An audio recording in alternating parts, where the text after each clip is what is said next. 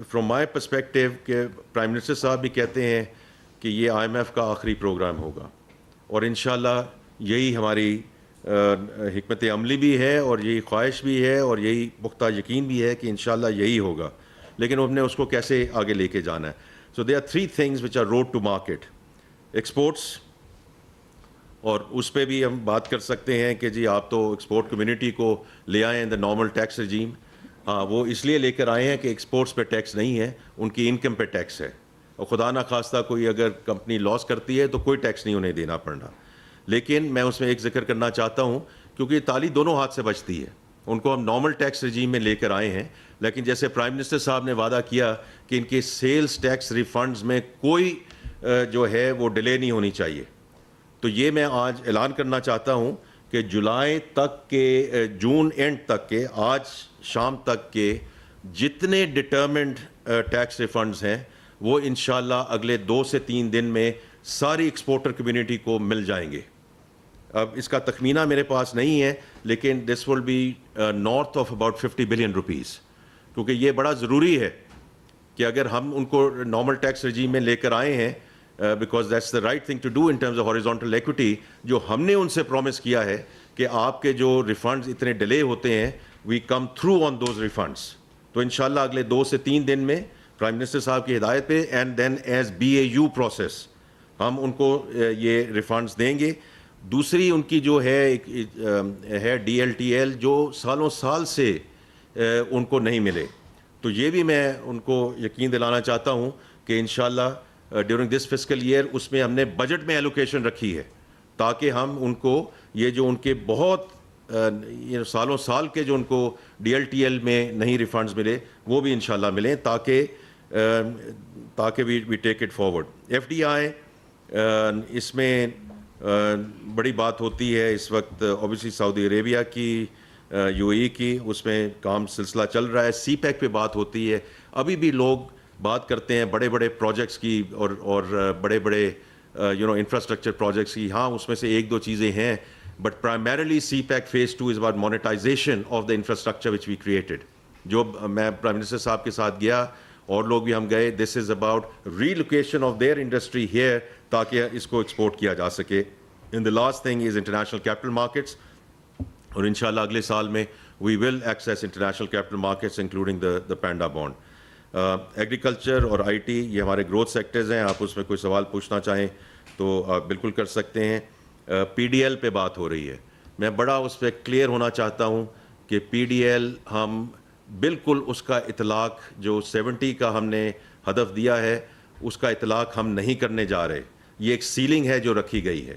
I just want to be very clear کہ یہ ہم نے جو پہلا بجٹ تھا، پہلا جو میں نے تقریر کی، اس میں یہ نمبر ہم نے 80 رکھا تھا، جس کو ہم نے ریوائز کر کے 70 لے کر آئے ہیں، اور اس کا بالکل اطلاق نہیں ہو رہا. اس کو ہم ایز ہیڈ روم رکھیں گے، ایز سیلنگ رکھیں گے. نیشنل فسکل پیکٹ، یہ میری چیف منسٹر صاحبان سے اور چیف منسٹر صاحبہ سے گفتگو ہو چکی ہے، کیونکہ یہ بہت امپورٹنٹ چیز ہے، اور اس کو ہم آگے ان کے ساتھ ضرور اس پہ بات کریں گے. اس کا بجٹ سے تو بہت کم تعلق ہے، لیکن ملک کی سسٹینیبلٹی سے بہت امپورٹنٹ تعلق ہے، تاکہ جو ہم ان کو بھی انسینٹیوائز کر سکیں کہ وہ جو ان کو ٹیکس لگانا چاہیے وہ لگائیں. صرف 60% جو پروسیڈز ہیں اس کے بیسس پہ منحصر نہ کریں، کیونکہ وہ فیڈرل گورنمنٹ کے لیے پھر اتنا ہی مشکل ہوتا ہے. اور جو ایکسپینڈیچر شیئرنگ ہے اس میں اپنا حصہ ڈالیں. اور یہ ایک ایسی ڈسکشن ہے جو ان کی مشاورت سے آگے چل رہی ہے. And the last thing I just want to say is کہ IMF کے بارے میں بڑی باتیں ہوئی ہیں، اور میں اس میں بڑا کلیئرلی کہنا چاہتا ہوں کہ جہاں سے میں نے شروع کیا تھا کہ اگر میکرو اکنامک اسٹیبلٹی نہیں ہوگی، and the IMF program is our assurance in terms of the macroeconomic stability, تو یہ پروگرام ہم بالکل آگے لے کر جا رہے ہیں. یہ ناگزیر ہے. جو ناقد بھی ہیں وہ بھی یہ مانتے ہیں کہ اس پروگرام کے بغیر ہم آگے نہیں چل سکتے ہیں. تو اس لیے یہ پروگرام، اس کی بڑی مثبت پیش رفت ہو رہی ہے. اینڈ انشاءاللہ وی آر ویری آپٹمسٹک کہ we will be able to take it through the finishing line for an extended fund programme which is going to be larger and longer in nature. میں جی یہاں رکتا ہوں تاکہ آپ کے جو سوال جواب ہیں ان پہ ہم بات چیت کر سکیں جی. بہت مہربانی. منسٹر صاحب، یہ جس طرح پرائم منسٹر نے بھی کہا کہ یہ جو بجٹ آپ نے پیش کیا ہے یہ آئی ایم ایف کی اسسٹنٹ سے یا ہماری اسسٹنٹ سے آئی ایم ایف نے تیار کیا ہے. میں یہ جاننا چاہتا ہوں کیونکہ آپ آئی ایم ایف کے ساتھ آپ کا انٹریکشن ہو رہا ہے، آپ نے انگیج کیا ہوا ہے. کیا آئی ایم ایف سیٹسفائیڈ ہے جو کچھ آپ نے آج تک کیا ہے، اور کیا اس بات کا کوئی چانس موجود ہے کہ آنے والے ہفتوں یا مہینوں میں، کیونکہ لوگ تو بہت پریشان ہیں، ڈیفینیٹلی لوگ بہت پریشان ہیں، آپ اس کو سبسکرائب کرتے ہیں یا نہیں کرتے، لیکن کیا کوئی ریلیف کا کوئی چانس بنتا ہے؟ It's a layman question. This is what I want to know from your good sir. جی بہت بہت شکریہ جی. دیکھیں چونکہ پرائم منسٹر اس کو خود کہہ چکے ہیں تو مجھے اس میں I would repeat what he has said کہ ہماری اس بجٹ کے سلسلے میں ان کے ساتھ مشاورت جاری رہی ہے.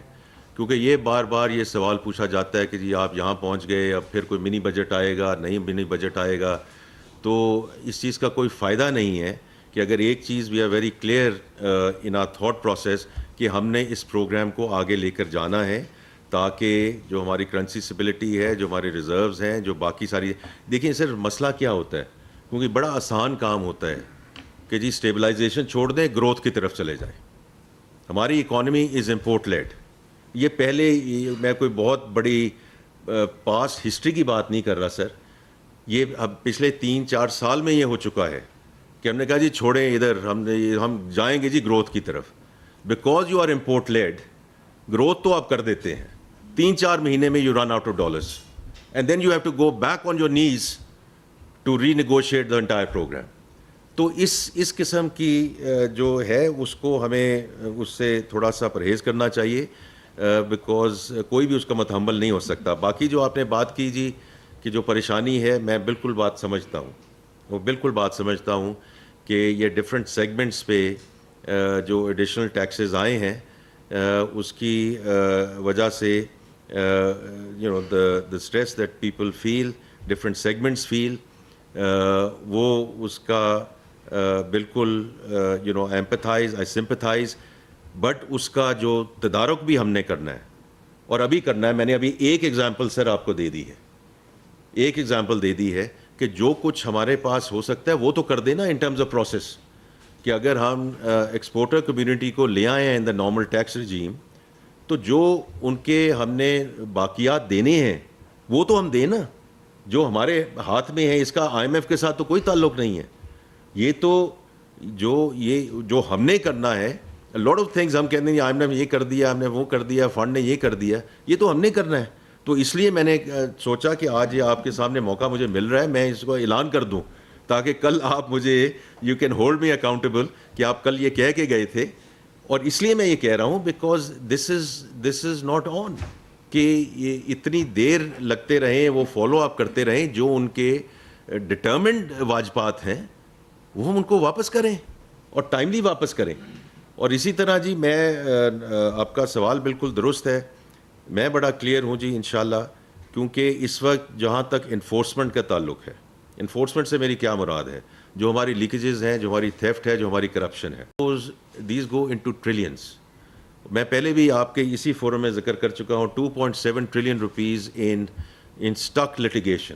اس میں سے اگر آدھا بھی آ جائے، جو ہماری یہ میں نے فراڈز کی بات کی ہے، اس میں سے ہم آدھا بھی روک سکیں، اس کا فنڈ کے ساتھ کوئی تعلق نہیں ہے، یہ ہمارا ہے. لیکن مسئلہ کیا ہے، اور I am being very open, نہ آپ ماننے کے لیے تیار ہیں کہ ہم انفورسمنٹ کریں گے، نہ فنڈ ماننے کے لیے تیار ہیں کہ آپ انفورسمنٹ کریں گے.